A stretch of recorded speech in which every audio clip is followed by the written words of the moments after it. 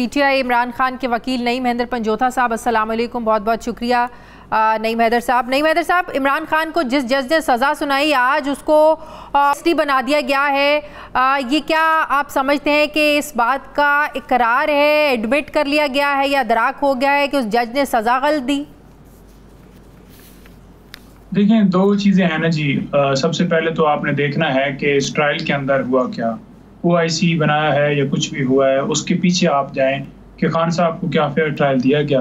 तो वो वाज़ह है कि हमने दरख्वास्त दी कि आप हमारे केस की समाअत ना करें, उसके बावजूद वो दरख्वास्त भी खारिज की गई और हाई कोर्ट ने भी हमारी दरख्वास्त खारिज कर दी कि जज साहब वही सुनेंगे कि अगर हम ये कहेंगे कि ट्रांसफर किसी और के पास करें तो उनकी क्रेडिबिलिटी की वो बात तो ठीक है, जो हुआ फेयर ट्रायल का हक नहीं मिला, गवाहान पेश करने की इजाजत नहीं दी गई, कहा भी गया तो बड़ा कम वक्त दिया गया, वो सारी हिस्ट्री आपको भी पता है, हमें भी पता है।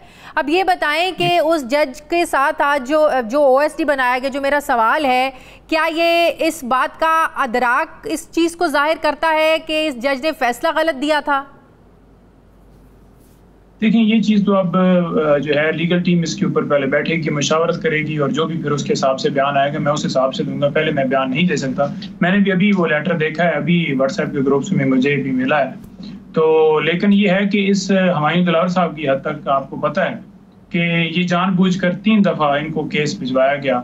जब एक दफ़ा जज साहब ने फैसला खिलाफ दे दिया तो फिर दोबारा उसके पास भिजवाने की ज़रूरत ही नहीं थी, और तीसरी दफ़ा भी उन्होंने हमें मौका ही नहीं दिया। जो क्वेश्चन उनके सामने रखे गए वो उन्होंने सुनी नहीं, और ये बात सुप्रीम कोर्ट और हाई कोर्ट में दोनों जगहों पे ये बात जो है एडमिट की गई कि वाकई उन्होंने मौका नहीं दिया और जल्दी में फैसला किया। आज हाई कोर्ट के चीफ जस्टिस साहब ने भी कह दिया कि जो गलती ट्रायल कोर्ट से हुई वो मैं नहीं करूंगा। तो लिहाजा चीफ साहब ने अगर उनको जो है आज ये लेटर जारी किया है तो इसके पीछे भी चीफ साहब ने खुद ही उन्हें ये जो है बार बार केस रिमांड किया था। वो अब तो आप लोग चीफ जस्टिस साहब से मुतमईन है? इससे पहले आप लोग भी बड़े एतराज़ात थे, आप लोगों के भी तहफ़्फ़ुज़ात थे कि जानबूझकर जो है ना वो इस केस को लटकाया जा रहा है, सज़ा मौतली तो ये छोटी सज़ा है, ये तो ख़त्म भी हो सकती है। पहले तो आप लोगों के भी बड़े एतराज़ात थे, अब आप लोगों को तसल्ली है? बिल्कुल जी नहीं, तसल्ली किसी तरह से तसल्ली नहीं है। खान साहब की तरफ से हमने पटिशन सुप्रीम कोर्ट में भी दायर कर दी है जिसमें हमने यही कहा है कि इस्लामाबाद हाई कोर्ट हमारे केसेस की समाअत ना करे। बेशक पेशावर हाई कोर्ट भेज दी जाए या लाहौर हाई कोर्ट भेज दी जाए, यहाँ से केसेस ट्रांसफर किए जाएं। दूसरे नंबर पर इनके ऊपर रिक्यूजल की दरख्वास्त दी, वो 3 महीने के बाद इन्होंने हमारी खारिज कर दी, और हम 12 कह रहे हैं कि हमारे केसेस ना सुने। हमें तो उनसे उम्मीद नहीं है, और इस पे कोर कमेटी ने भी वाज़ेह फैसला किया है खान साहब की। आप जजिस को, अदालतों को इतना आप लोग क्यों मतनाज़े बना रहे हैं, क्यों आप लोग इतना कंट्रोवर्शियल कर रहे हैं? पहले जज दिलावर चले, वो चीज़ समझ में आती है, अब आप लोग चाहते हैं कि इस्लामाबाद हाई कोर्ट में भी ये आप लोगों के मुकदमात जो हैं वो समाअत नहीं होनी चाहिए, दरख्वास्तें नहीं लगनी चाहिए।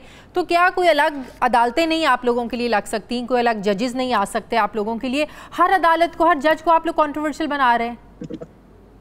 देखें, जो हाई कोर्ट है वहाँ पर 8 के करीब जजेस हैं, ठीक है जी, और अगर एक बंदा जाकर दरख्वास्त देता है कि मेरे केस की समाअत ये जस्टिस साहब ना करें तो उसमें कोई हर्ज नहीं है, और जब अवेलेबल हैं, या तो अवेलेबल ही ना हो या मौजूद ही ना हो तो फिर तो आप कहें।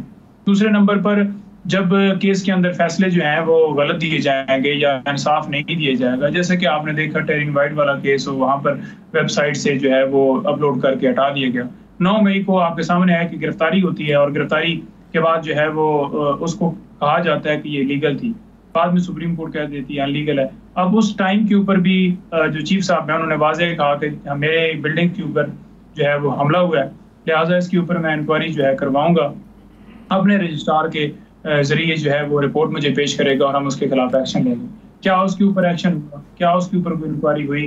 बिल्कुल जो है वो नहीं हुई, बल्कि वो जो है वो डिस्पोज ऑफ हो गई। तो बात यह है कि जब कार्रवाई ना की जाए, जब आप एप्लीकेशन दे के दें और आपको इंसाफ ही ना मिले, और उसके साथ वाज़ेह और मिसालें हैं, जैसे कि हमने ये असल बेसिकली जो तोशा खाना का केस है, ये जो ट्रायल चला है, कंप्लेंट जो जिसके ऊपर ये सजा हुई है, इससे पहले आप चले जाएं तो इलेक्शन कमीशन ने जो फैसला दिया था उसको हमने इस्लामाबाद हाई कोर्ट में चैलेंज किया था।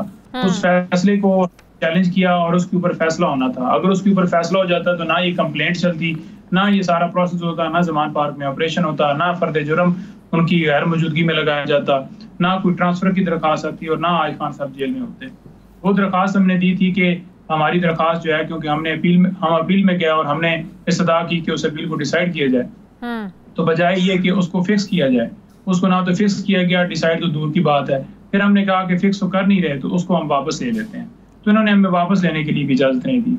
आप ये देख लें कि अगर आप किसी जगह पे जाकर दरखास्त देती हैं, कोई भी आपको कंप्लेंट किसी हवाले से, और आप बाद में कहती हैं कि जी नहीं मैं वापस लेना चाहती हूँ, मेरा उसके साथ राजीनामा हो गया, या मैं किसी और जगह पे जाऊंगी, या मैं इधर नहीं परसू करना चाहती, तो कानूनी तौर पर वो वापस होनी चाहिए और वापस होती है। लेकिन यहाँ पर चीफ साहब ने वो भी हमारी वापस नहीं की। तो जब एक डिस्प्यूट पहले पेंडिंग है और ऊपर आप तो अब आप लोग क्या चाहते हैं कि डायरेक्ट से सारा जो मामला है ये सुप्रीम कोर्ट को सुनना चाहिए? कल भी जो सुप्रीम कोर्ट में समाअत हुई, सुप्रीम कोर्ट में बाकायदा इंतज़ार होता रहा कि हाई कोर्ट का फैसला आ जाए तो वो इस पर समाअत करें। तो ये भी तो एक अनयूजुअल सी चीज़ है ना कि एक मामला जो है वो ऑलरेडी हाई कोर्ट में है, उस पर पैरेलल सुप्रीम कोर्ट में भी जो है ना वो हियरिंग होना शुरू हो जाती है, सुप्रीम कोर्ट भी उस मामले को डिस्कस करता है। तो इस पर चीज़ पर भी एतराज़ात उठ रहे हैं कि ये भी बहुत अनयूजुअल हो रहा है। इसीलिए तो कल इस्लामाबाद के चीफ जस्टिस ने कहा कि हम तो सैंडविच बन के रह गए हैं बीच में। नहीं, सैंडविच की बात नहीं है। हम बेसिकली हाई कोर्ट के ऑर्डर लेकर सुप्रीम कोर्ट में गए थे, उनको चैलेंज किया था, और हमने वहां पर जो ऑर्डर किए थे, चैलेंज किए थे, उसमें आर्गूमेंट्स करने थे। और जब वहां पर बात जो है इस हवाले से भी हुई, हमने दीगर पटिशन भी दी, सीएम भी फाइल की, मजीद गिरफ्तारी के हवाले से मामला टेकअप हुआ। तो उस जगह के ऊपर ये इलेक्शन कमीशन की तरफ से जो वकील थे उन्होंने खुद कहा कि मामला जो है वो हाई कोर्ट में पेंडिंग है, तो वेट कर लिया जाए। तो डेफिनेटली सुप्रीम कोर्ट ने कहा कि ठीक है, हाई कोर्ट के अंदर ये मामला क्योंकि सजा के हवाले से और बाकी दरखास्तें पेंडिंग है, आप कल उधर चले जाएं और फिर उधर से होके आ जाइएगा। इतना फर्क है, उसमें कोई इतनी। तो अब पीर को आज चीफ जस्टिस ने ये भी तो कहा पीर को कोई ना भी आए तो फैसला सुना दिया जाएगा, पीर को फैसला हो जाएगा। जो सस्पेंशन है कानून के मुताबिक जरूरी नहीं है कि दूसरी तरफ से जो है वकील पेश हों, बल्कि वो खुद भी सस्पेंड जो है फौरन मौके के ऊपर कर सकते हैं। और ये किया जा सकता था जब पहली दफा हमने पटिशन फाइल की और हाई कोर्ट के सामने हम पेश हुए। हमें ये टाइम दे दिया गया कि आप जो है ना 2 हफ्ते के लिए नोटिस करते हैं, रिकॉर्ड आ जाएगा। रिकॉर्ड के लिए जब डेट फिक्स की गई तो रिकॉर्ड तो इलेक्शन कमीशन के वकला की तरफ के पास भी होना चाहिए था। उन्होंने जाकर कहा जी कि हमारी तैयारी नहीं है, हमारे पास नहीं। जब हमारे पास है, जिनका बंदा बगैर कानूनी तरीके से जो ऑर्डर पास किया गया उसके अंदर, ठीक है, मुझे ये बताएं कि अगर वहां से रिलीफ मिल भी जाता है, वो सजा मुअत्तल हो भी जाती है तोशाखाना केस में, तो 9 मई साइफर वाला जो मामला है उस पर तो ऑलरेडी कागजात में खान साहब की गिरफ्तारी हो चुकी हुई है। देखिए, अभी तक रिकॉर्ड के ऊपर हमें कोई ऐसी चीज नहीं मिली, और अगर गिरफ्तारी किसी मुकदमे में डाली जाती है तो कानून ये कहता है कि 24 घंटे पहले उस बंदे को बताया जाएगा कि आपकी गिरफ्तारी जो है इस मुकदमे में हम डालने लगे हैं। तो इस तरह की कोई सूरत हाल नहीं। अगर गिरफ्तारी डाली जाती या डाली गई होती तो 24 घंटे के अंदर अंदर वो बाउंड हैं मुतलका जो है अदालत में पेश करने। क्या अभी तक खान साहब को पेश किया गया है? 24 घंटे तो ये गिरफ्तारी की खबर तो 3 दिन से सुन, तो वो नहीं कर सकते। और अगर होगी गिरफ्तारी तो वो गैर कानूनी होगी।